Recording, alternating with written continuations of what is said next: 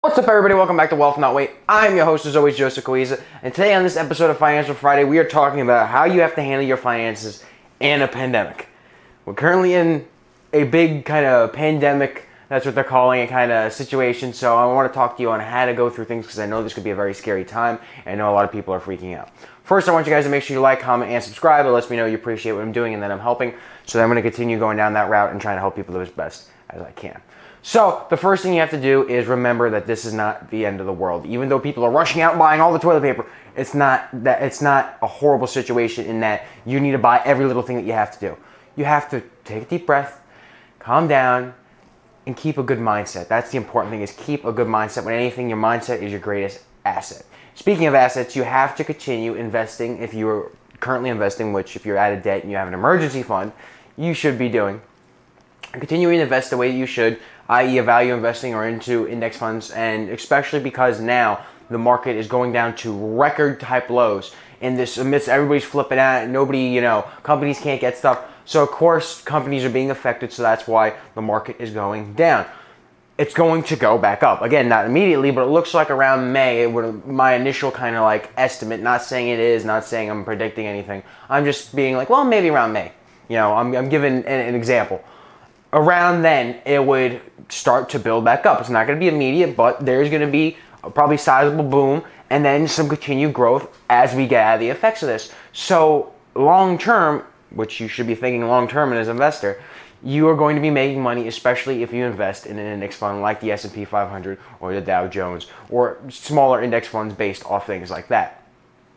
The important thing also is to have an emergency fund. A lot of people are out of work right now. A lot of people can't get places. A lot of people are having issues doing stuff and they don't have this steady and consistent income. So having an emergency fund of at least 3 to 6 months, you should start off $1,000, pay off all your debt, do all that, but then move to 3 to 6 months worth of emergency fund will secure the fact that you can pay for your house, pay for your electric, pay for food, and all the supplies and things that you need during that time period. Because even though I know certain cell providers, certain internet, they're trying to help out and be great as best they can and forgive bills or give special access for the same price, nobody's forgiving mortgages right now. Nobody's forgiving you on rent. Okay, nobody is forgiving you on the cost of food and credit card bills. Maybe they'll help you out a little bit. Maybe they'll decrease the price to give you extra time to pay, but nobody's forgiving you on that. So you have to have the money coming in, or at least have some money set aside so you can pay for those general expenses. And also, it's important to be prepared, like an emergency fund, but don't go overboard. Okay, you don't need to be running out buying toilet paper every 5 seconds. Okay, have enough that if you're like, you know what, for 2 to 3 weeks, if I couldn't go out and get toilet paper and stuff, I'd be fine. Same thing with food, water, and everything. 2 to 3 weeks, I'll be fine. Even though we will still continue to get supplies, unless something crazy, unforeseen happens that hasn't happened to the rest of the world yet, we will continue to get supplies and we'll be okay, at least in the United States.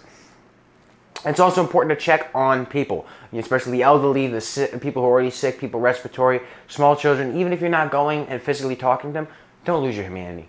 Give somebody a phone call, shoot somebody a text. I have friends who I can't talk to because they're kind of self-quarantining. And even though I'm still going out and doing stuff and trying to live my life, which I'll get to in a second, I know they're not going to go out and do stuff when maybe they're around elderly people some more. So I understand completely, and that's everybody's self-prerogative.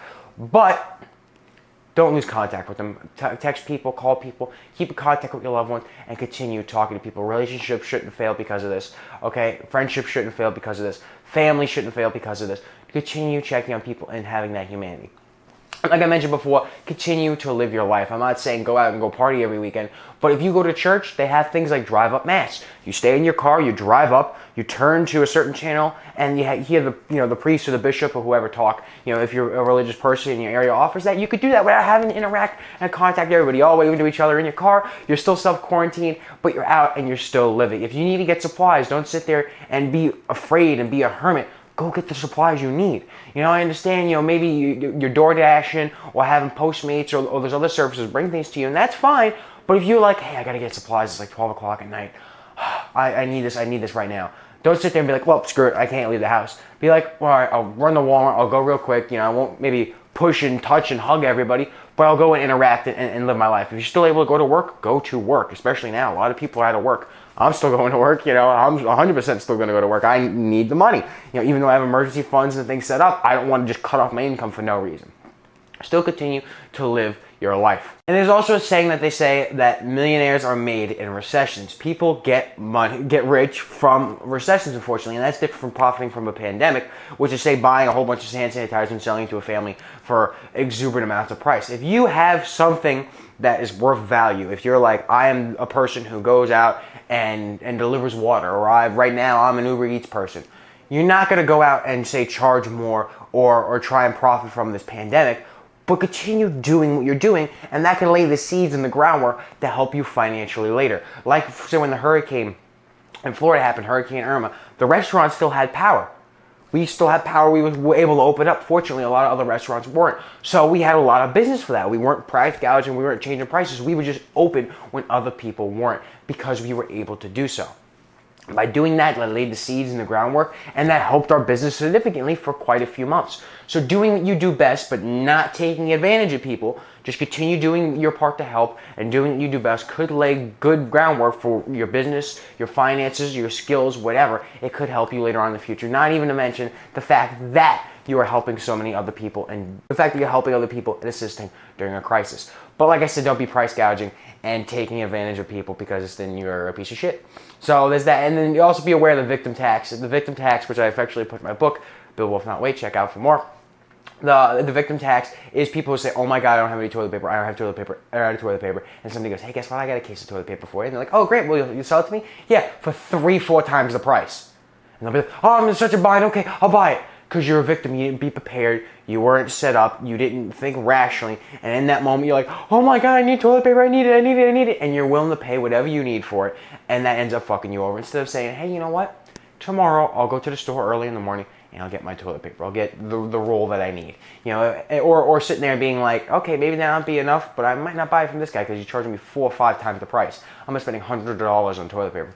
I'll go get it from, you know, my next door neighbor, and I'll buy it for a cheaper price. Being reasonable and thinking straight will help you avoid that victim tax. Otherwise, a victim tax can fuck you over quite a bit. And lastly, it's also important to help small businesses. Being a former small business owner myself, I know a lot of people who are in this industry still, and knowing how it affected us, this very well would have put us out of business if we didn't close up earlier. And a lot of people I see are going out of business now. So if you have a small business you continue to support and love, get takeout from there. You know, go get gift cards. If it's a small shop or something, you know, go buy something. Maybe if you're not interacting with people or talking to people as much, go get your supplies from there instead of a big box retailer. Go try and do your part to make sure that small business stays open, so that way it is still a staple in your community if you really appreciate it. You know, every Friday night, let's just say you go get pizza. Of course, I'd use that example. You know, go get a gift card if you're not going to get pizza this Friday night. You can eat it and you can just stay calm. You know, a lot of people are saving money. A lot of people, you should, of course, be investing and putting that in an emergency fund, but take $25, $30 and go get a gift card. If everybody does that, it could help alleviate some of the stress that small business is going through, so that way they don't close, and then you're just left with big box retailers and nothing to boost that economy when you're ready to get back into it, and we're all ready to start throwing money back into the economy. It's just a way to help prepare for the future and make sure you stay up. Not that this crisis completely destroys and cripples us because people are freaking out and stop doing what they're doing. It's important to be prepared, but you don't have to be paranoid. Plain and simple. So that's it, guys. If you like this video, make sure you like, comment, and subscribe. Tell me, what are you guys doing during this time? Do you think that you're going to self-quarantine yourself? Are you still going out and seeing how it is? Are you flipping out and buying all the toilet paper so the elderly people can't get it, you bastard?